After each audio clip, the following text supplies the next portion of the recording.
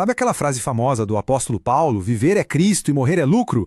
Pois é, essa é uma das declarações mais profundas da Bíblia, mas que muitas vezes a gente acaba interpretando de um jeito meio torto. Então vamos juntos desvendar o que realmente está por trás dessas palavras. O ponto central da nossa conversa está lá em Filipenses, quando Paulo fala que partir para estar com Cristo é incomparavelmente melhor. Mas espera aí, por que um dos maiores líderes da igreja primitiva veria a morte de uma forma tão positiva assim? Seria um desejo de fugir das dificuldades? É exatamente isso que a gente vai investigar agora. Para a gente entender direitinho o raciocínio de Paulo, vamos seguir um caminho bem claro, ok? Primeiro, a gente vai mergulhar no dilema que ele estava enfrentando. Depois, vamos analisar uma questão-chave. A morte é uma viagem imediata ou é um descanso? A gente vai usar a história de Lázaro para testar essa ideia, falar sobre o que seria o grande despertar e, no final, ver como tudo isso muda o nosso propósito de vida. Então vamos lá. Primeiro ponto. O dilema do apóstolo. É muito fácil a gente pensar que a escolha de Paulo era simples. Mas a verdade é que ele estava numa encruzilhada, sabe? Dividido entre um desejo pessoal muito profundo e um senso de dever gigantesco com a igreja. A pergunta de $1 milhão é essa. O que realmente estava por trás dessas palavras? Paulo não estava só sendo poético sobre a morte, não. Ele estava revelando uma coisa fundamental sobre a fé e a missão dele. E aqui está o ponto central. Para Paulo, morrer significava, acima de tudo, descansar. Tenta imaginar o alívio de finalmente descansar das perseguições, das pressões do ministério, daquela batalha espiritual constante. Morrer era a certeza de estar seguro em Cristo, só aguardando do próximo grande ato na história da salvação. Aqui a gente vê o dilema escancarado. De um lado, morrer era um ganho pessoal para ele. Significava descanso, a certeza da salvação. Do outro lado, viver era essencial para a igreja, para continuar a missão, para fortalecer os irmãos na fé. Ele estava de verdade dividido entre o alívio pessoal e o dever coletivo. Isso nos leva direto para o nosso segundo ponto. Existe uma ideia bem popular sobre o que acontece quando a gente morre, mas uma análise mais atenta da Bíblia talvez sugira que a gente entendeu uma coisinha errada. Muita gente acredita que, ao morrer, a pessoa vai imediatamente para o céu. É uma ideia bem comum. No entanto, a perspectiva que a Bíblia apresenta usa uma metáfora bem diferente. A da morte como um sono, um estado de descanso, sem consciência, até o dia da ressurreição. E essa ideia é reforçada em várias passagens, viu? Eclesiastes nos diz que os mortos não sabem coisa nenhuma, o que aponta para um estado de inconsciência. O próprio Jesus fala de um tempo em que os que estão nos túmulos vão ouvir a sua voz. A morte, então, é apresentada como uma pausa e não como uma viagem instantânea.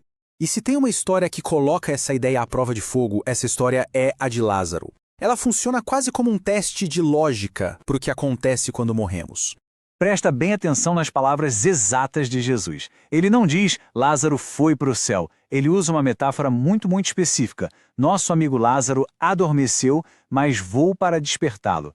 A escolha das palavras adormeceu e despertar é totalmente intencional e fundamental para a gente entender essa questão. E vale lembrar que Lázaro não ficou morto por alguns minutos. Não. Foram 4 longos dias. Tempo mais do que suficiente para que qualquer experiência pós-morte fosse bem marcante, né? E aqui a gente chega na pergunta crucial que desafia a interpretação comum. Pensa comigo.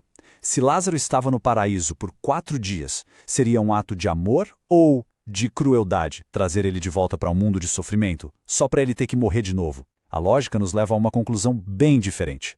Lázaro estava, de fato, dormindo, inconsciente na sepultura. Ok, isso nos leva à resolução. Se a morte é um sono, como é que acontece o encontro com Cristo que Paulo tanto queria? A resposta está no que a gente pode chamar de o grande despertar.